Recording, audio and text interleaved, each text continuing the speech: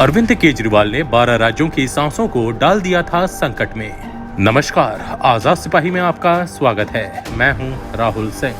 Corona की दूसरी लहर के दौरान देश भर में ऑक्सीजन के लिए मचे हाहाकार की असली वजह इसकी कमी नहीं बल्कि राष्ट्रीय राजधानी की अरविंद केजरीवाल सरकार थी।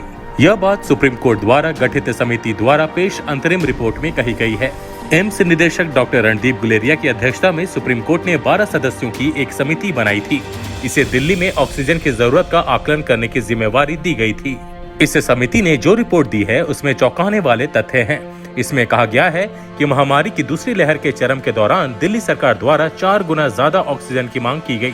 दिल्ली को उस वक्त 279 मीट्रिक टन ऑक्सीजन की जरूरत थी, जबकि केजरीवाल सरकार ने 1184 मीट्रिक टन से भी ज्यादा की मांग उस वक्त की।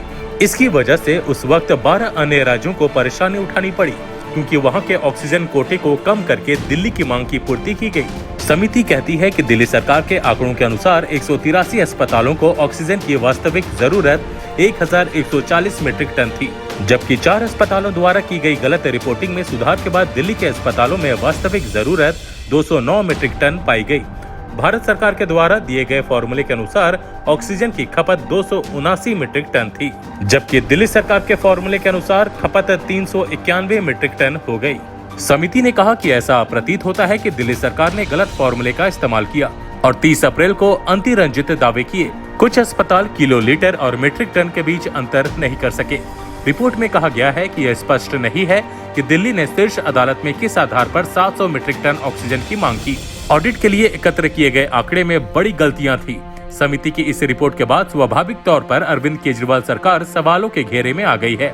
रिपोर्ट के मुताबिक दिल्ली सरकार द्वारा अत्यधिक मांग किए जाने के कारण 12 राज्यों के कोटे में कटौती की गई, जिससे उन्हें परेशानी हुई। इसका सीधा मतलब यह है कि उन 12 राज्यों में ऑक्सीजन की कमी से हुई मौतों के लिए दिल्ली के मुख्यमंत्री जिम्मेवार हैं।